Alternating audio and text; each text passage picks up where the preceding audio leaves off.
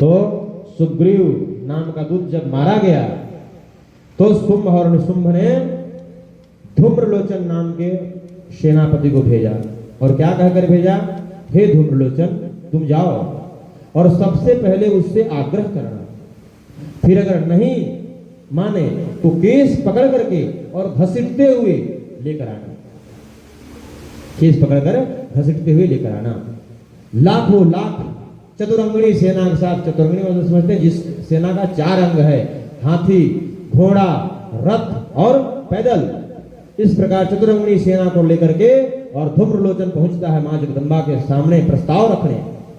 कहता है, हे माननी, हे देवी, तुम मेरे राजा के पास चलो और यदि नहीं चलेगी तो हम विवश होकर जबरदस्ती तुमको पकड़ करके केस पकड़ते हुए घसीटते हुए ले जाएंगे। ऐसा कहता है। जगदंबा ने कहा कि तुम स्वयं भी बलवान हो और तुम्हारे राजा भी बलवान हैं, तो फिर मुझे हरा कर ही ले चलो। अब मैंने अल्पज्ञता में जो प्रतिज्ञा कर लिया है उस प्रतिज्ञा को झूठ नहीं कर सकती हूं, तुम मुझे हरा कर ले चलो।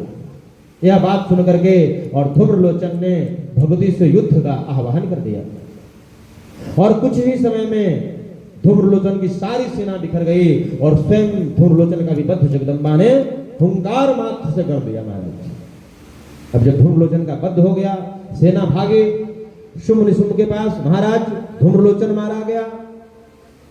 शुंभ निशुंभ कहता है, हे चंड, हे मुंड, चंड मुंड जो दूत थे जो गए थे बताने, हे चंड, हे मुंड, तुम जाओ और शीघ्र ही उसे पकड़ कर ले आओ और इसके लिए तुमको जितना संपदा लगे सारे आसुरी संपदाओं को लेकर जाओ, सारे अस्त्र शस्त्र को लेकर जाओ और उनको पकड़ कर ले आओ। यदि नहीं आती हैं तो जबरदस्ती बांध करके ले आना, जिंदा या मरा हुआ, इतना तक कहकर भेजता है, या तो मार देना पर उसको लेकर आओ। और यदि देव, राक्षस, गंधर्व, यक्ष, किन्नर कोई भी उसे बचाने आए तो उसे भी मार देना और पकड़ कर ले आओ।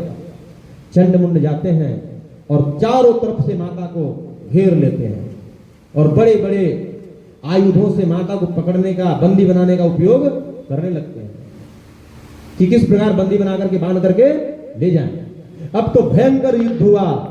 माता का जो शेर है, शेर भी दौड़ दौड़ करके अपने पंजों से, अपने ढारों से राक्षसों को मार मार कर छिन्न भिन्न कर दे रहा है। और मां जगदंबा ने चंड और मुंड दोनों पशुओं को मार करके उनके सर को धड़ से अलग कर दिया और दोनों हाथों में उनके सर को लेकर के और मां पार्वती के पास चली जाती है, जिनके शक्ति से निकली थी, याद है ना, चली जाती है और क्या कहती है, हे देवी, इन 2 पशुओं को मैंने वध कर दिया, चंडमुंड का मैंने वध कर दिया, अब शुंभ और निशुंभ का वध तुम स्वयं करना। माता कहती है कि तुमने चंड और मुंड का वध किया है, इसीलिए आज से तुमको लोग चामुंडा के नाम से जानेंगे। किस नाम से? चामुंडा। जब चंड और मुंड मारा गया, पुनः सारा राक्षसी सेना जो बचा हुआ था शुंभ और निशुंभ के पास जाते हैं और कहते हैं, महाराज चंड और मुंड भी मारा गया। तो उस समय शुंभ और निशुंभ के पास जो सबसे अति विश्वासी सेनापति था, समझिए ब्रह्मास्त्र, उसका नाम था रक्तबीज। क्या नाम था? रक्तबीज। उसका खासियत यह था कि एक बूंद अगर उसका रक्त पृथ्वी पर गिर जाए तो दूसरा रक्तबीज उत्पन्न हो जाता था। एक बूंद का महिमा ही था, एक बूंद अगर गिर जाए तो दूसरा रक्तबीज जन्म ले जाता था। रक्तबीज को कहा गया और स्वयं शुंभ निशुंभ भी आया रक्तबीज को सेनापति बना करके कि चलो अब मैं स्वयं ही चलता हूं, जितनी आसुरी संपदा थी, जितनी आसुरी शक्तियां थी, सबको लेकर के और मां जगदंबा से युद्ध करने के लिए शुंभ निशुंभ आ गया।